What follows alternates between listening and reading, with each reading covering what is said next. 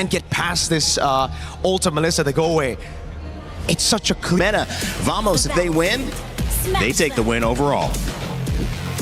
Hey, we like it just as much, man. Me and Gideon also looked at each other at the Melissa last pick, but we're talking about Ling, Eudora, and Melissa in this game too from Vamos. Gideon, is this very Vamos of them? This is the first time that I'm seeing it, honestly. And if Vamos want to take this angle, I don't think it's actually that bad. I agree with what LaFoe's been saying. Look at the emblems. It also reflects the exact same thing. They want to make sure that this early game actually goes well. What I am curious is about Hawkwood as well as Zcreef. They had a bit of a tough time at level 1 and level 2 in the previous game.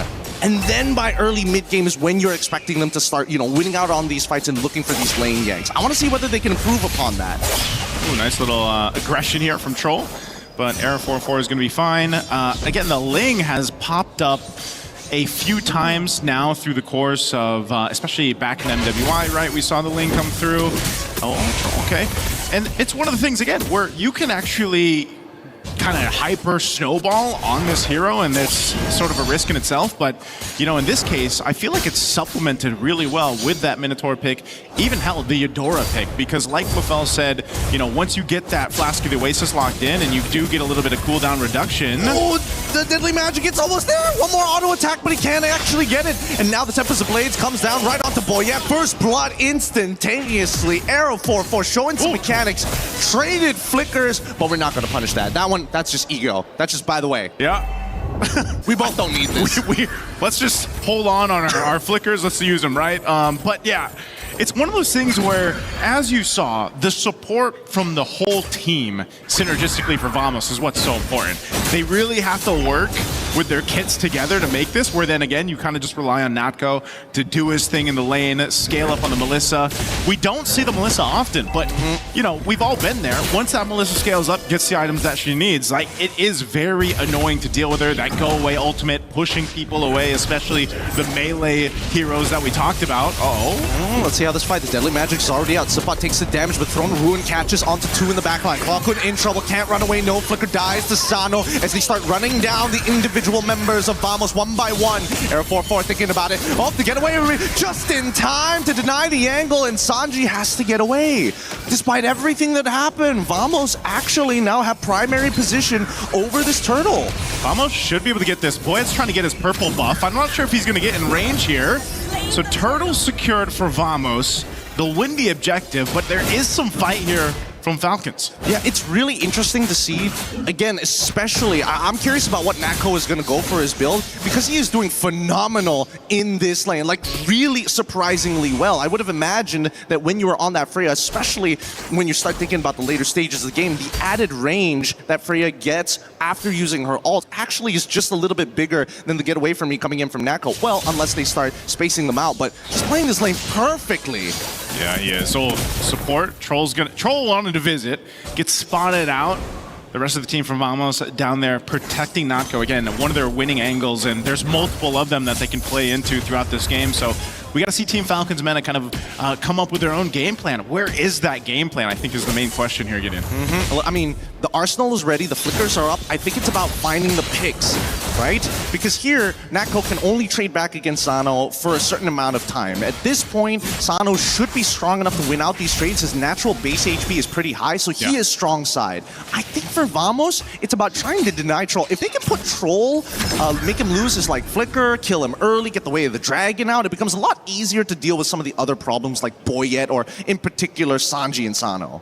Part of that game plan for Team Falcons MENA also might be, again, for Cuffin. This Valentino was talked about quite a bit in the draft, now that's come through twice, and most likely from the other side, what ultimate's he going to take? Probably the Minuan Fury, right? Try to set things up.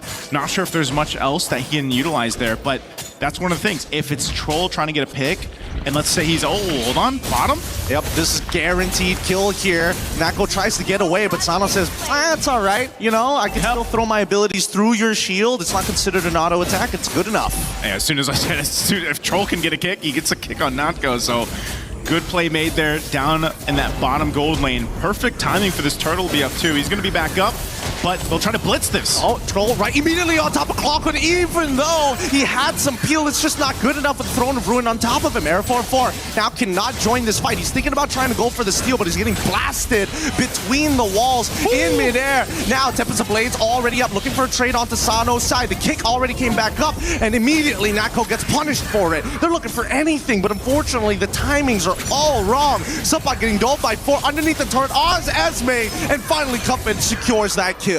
Phenomenal fight there from Team Falcons, and I don't know, man. Natko's got to be feeling it. He's been kicked twice now by Troll. Definitely not feeling too good. And just when we thought, you know, as we look at the replay here by STC, you can see how this fight breaks out. You even come to this fight, Natko just revived, dies again off of the kick. And so now you're further behind. So that same scaling that we see in Game 2 is not going to replicate what we were able to see from Natko in Game 1. Yeah, I think that Vamos might be allergic to getting purifies at this point, right? Everybody needs that flicker to make a play, to get out of some pretty tight situations. The more reliable spell usually is supposed to be purified, but at the same time, that makes you a susceptible target. Everybody is going to target you as soon as your abilities are down. And that should be said about everything, because now with quick rotations here, Sano should be able to take this top tier 1 without much contention.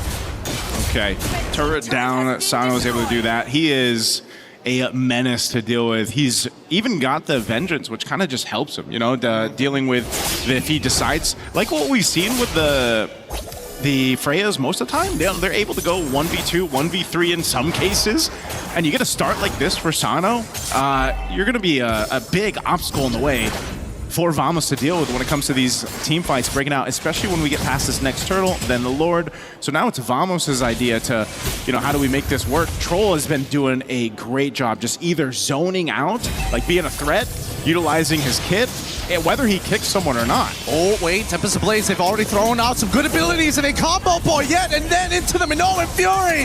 Oh my god, it's a massacre! And now Sano looking to clean up the backline. Throne of Ruin does not connect, and Zeke, if he knows he's done for, gets the heal just in time, and now Sabot and Air 4-4 need a 1v2. Sano and Sanji is trying to peel them up, but luckily they've got the DPS from Natko's side. Oh man, the reinforcements from every single angle. They might not be a professional team, but afterwards they should be paratroopers. They are dropping in hot.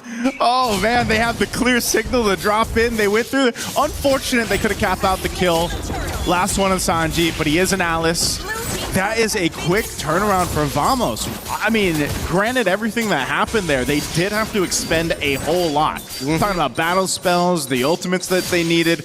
They took him to the bouncy house, right? That's what the Minotaur does, man. He sends everyone into the air. You get thrown up there. That's a clear signal for Arrow 404 on the Ling to come in with that Tempest Blades and pick up some kills. So again, it's the nature of making these kits work synergistically as they now focus on Sanji here.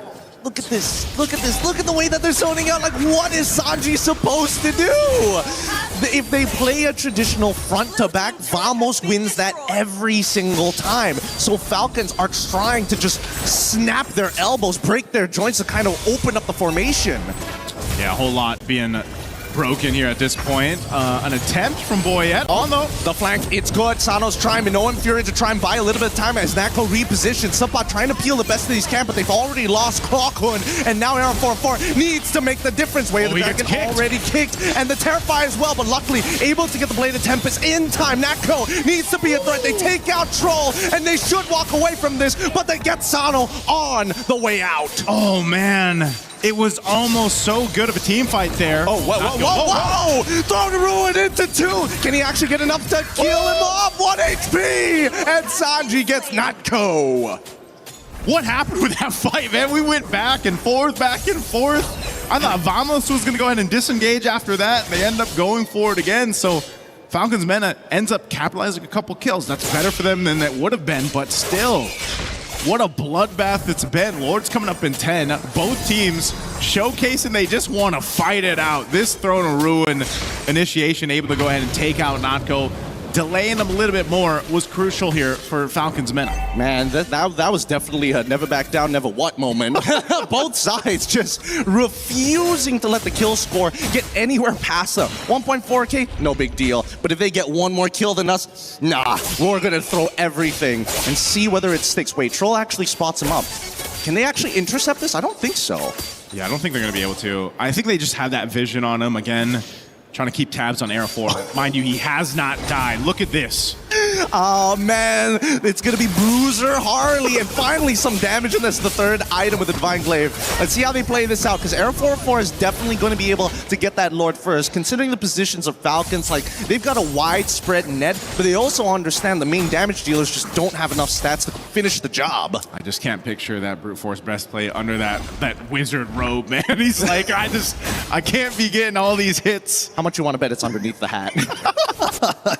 Probably is, for some odd reason, right? So Lord secured, it's going to be marching its way with Vamos here in just a bit. But that's something that Falcons MENA can go ahead and defend against. They have to be able to go ahead and clear this out.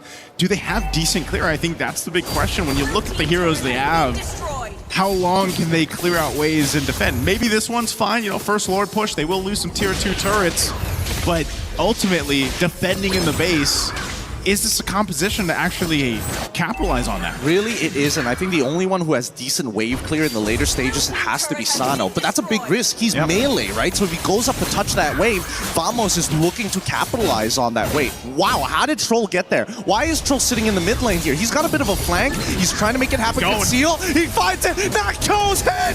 Throw the rune up to 4 straight into the descent of Valkyries, and now the backline's getting attacked. Arrow 4 looking to try and get something underneath the Vamos banner. 10-10, and now it might be 11-10 here as Boyette finds Suppot. Hey, Troll does it again, man. Troll goes off on an angle you wouldn't see. Oh my goodness. With the conceal as well. Finding Natko again. You know, there is no go away from me if it's Troll's Cho. Dude, Troll, he is a sniper here. He is just finding crazy angles. And for now, I would say that these two teams, the power of friendship is strong in both. Yeah, right now too. Lord was basically dealt with. It did get the shield, you know, but ultimately Vamos on the first Lord wasn't really able to get too much off of it. Much better for Team Falcons MENA that they were able to go ahead and stop that push from happening. They do maintain the tier 2 mid turret for now, but off of that, again, leading into this next objective is where they want to go ahead and focus on. A winner crown is picked up. Sanji has been doing a phenomenal job on the Alice, man. He's been able to set up Troll again on the hunt. Oh, man, they find an insta-kill, and Natko just disappears into dust. His Clockwind is the only damage dealer next to the Blade of Tempest, which you haven't seen me use yet. Arrow 4 he was too busy clearing those waves, and it's forcing Falcons to make a choice. There's no wave to deal with right now, and they might lose an inhibitor on bot side for nothing. All for this purple buff. Okay, choke out what you can, continue to find Natko. Vamos has to do something about this. They can't just let Troll continue on coming off from that backside and just kicking Natko. When you lose your gold laner like that, your damage is really expended. Yes, you still have a Ling. Yeah, you still have the Eudora for that magical damage there, but man, losing the Melissa, especially if you're supposed to be popping out all of that damage in these team fights, it's a big problem to deal with, and Troll's been just everywhere. When you don't even expect him, he's just giving information like this to the rest of the team. Yeah, they got to bring those phones closer to their eyes, unfortunately. It's really tough to see the conceal, especially when you're so close to a wall. It just looks like just a moving shadow. Arrow 4 losing 50% of his HP. Not great. He needs to heal back up by auto-attacking. Oh, they want to blitz. Oh, here comes Throne Ruin. They want Blade Tempest already comes up, and they called it with a flicker. Arrow 4 does find at least the Lord, but Natko, he's able to start kiting them out. This was the problem, and Owen Fury catches onto one, but the backline Asano needs to get at least one,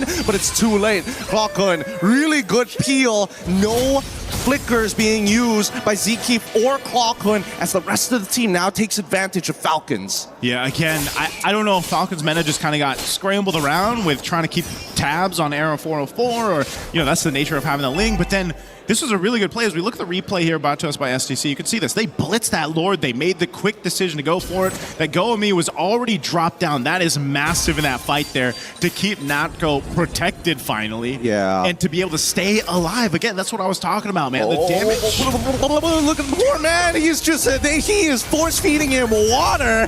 But luckily, he's Sound still... like Mr. Gush. It may. Hey, look, there's a very different sound here. I'll tell you. Wait until Gore gets picked up and I'll show you the Mystic Gush. But in the meantime, this is the big problem with sieging, especially with Melissa. One of her greatest strengths is throwing Muddles past the wave so that Falcons can't walk up and you can poke them out early. Conceal out. Okay, Deadly Magic too, but Zkeef, he's already in that front lines. He's paying attention.